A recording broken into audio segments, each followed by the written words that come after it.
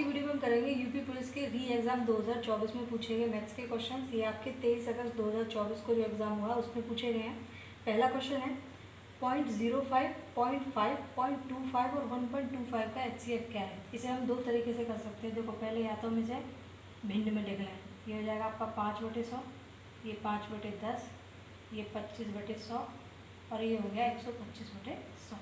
तो जब हम भिन्न का HCF निकालते हैं तो जो नंबर ऊपर लिखे हुए हैं यानी कि न्यूमरेटर में लिखे हुए हैं उनका तो हम निकालते हैं HCF, और जो डिनोमिनेटर में लिखे हुए उनका निकालते हैं हम LCM। तो इन सब का HCF क्या हो जाएगा आपका 5, और इनका LCM निकालेंगे तो वो हो जाएगा आपका 100। तो इसका पूरे का जो है वो HCF हो जाएगा 0.5। और दूसरा तरीका HCF क्या होता है, वो नंबर जिसे इन सब में डिवाइड चला जाए। तो इन सब में यही वो नंबर है जिससे सब में डिवाइड चला जाएगा, तो वो भी आप वैसे भी कर सकते हैं। अगला क्वेश्चन है यदि 30 टेबलों का लागत मूल्य 40 टेबलों के विक्रय मूल्य के बराबर है तो बताना है इसका हानि प्रतिशत क्या है।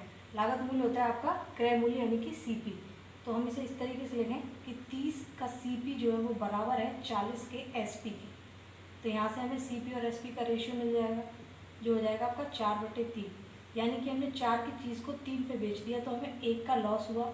लॉस या प्रॉफिट जो भी होता है हम उसे CP पर निकालते हैं, तो हो जाएगा आपका नीचे CP आ गया, और परसेंट निकालना है तो हम इसमें 100 से मल्टीप्लाई करेंगे तो हमारा लॉस परसेंट हो जाएगा 25%। अगला क्वेश्चन है 12.5% की दर से एक धनराशि कितने समय में दुगनी हो जाएगी। जब इस तरीके का सवाल होता है कि दुगनी हो जाएगी, 4 गुनी हो जाएगी, तो यहाँ पर दुगनी है, इसका मतलब जितना उसने मूलधन है उतना ही उसका ब्याज हो गया होगा। दुगनी हो गई, 1 रुपया लगाया, 1 उसे ब्याज का मिल गया तो दुगनी हो गई ना। इसी तरीके से हम इसे डायरेक्ट आसानी से सॉल्व कर सकते हैं। और 12.5% की जो फ्रैक्शन वैल्यू होती है वो 1/8 होती है। तो जब हम ब्याज का फॉर्मूला लगाते हैं वो होता है आपका PRT/100। इसमें जो ये R/100 है ये पूरा ही R% के बराबर होता है, तो हमें डायरेक्ट इसको सॉल्व कर लेंगे।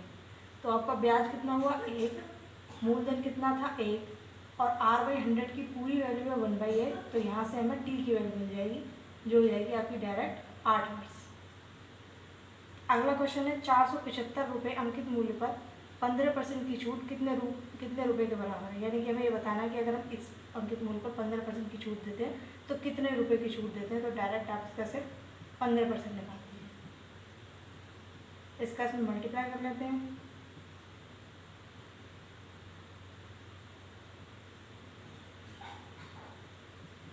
यानी ये हो जाएगा आपका 71.25 रुपीज़। अगला क्वेश्चन है यदि x और 1/x का औसत m है तो हमें x² और 1/x² का औसत बताना है क्या है।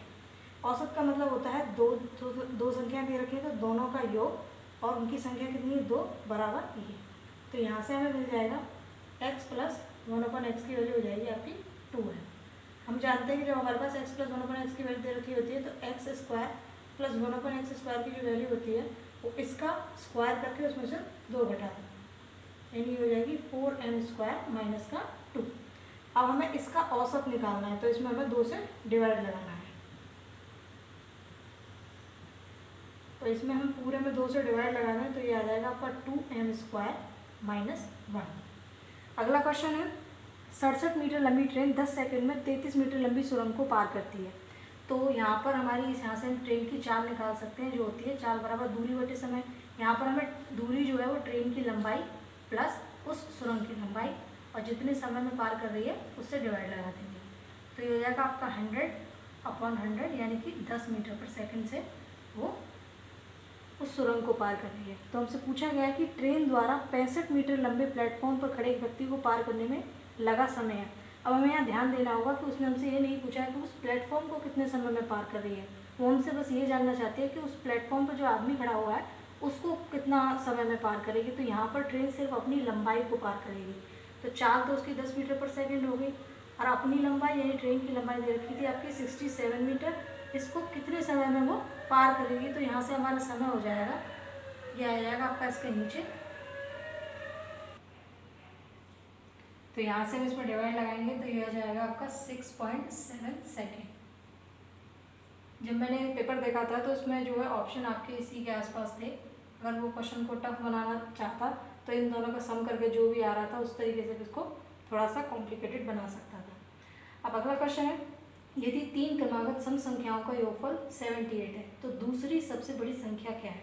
तो मान लो एक संख्या a है तो इससे अगली सम संख्या जो होगी वो a+2 होगी और उससे अगली होगी आपकी a+4। इन सब का सम उसने दे रखा है 78। इसे सॉल्व कर लेते हैं तो ये हो जाएगा आपका 3a + 6 = 78।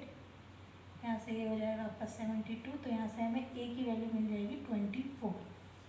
यानी पहली संख्या आपकी 24, दूसरी 26 और तीसरी हो जाएगी आपकी 28। तो हमसे पूछा गया है कि दूसरी सबसे बड़ी क्या है, तो पहली ये है और दूसरी है, तो इसका आंसर हो जाएगा आपका 26।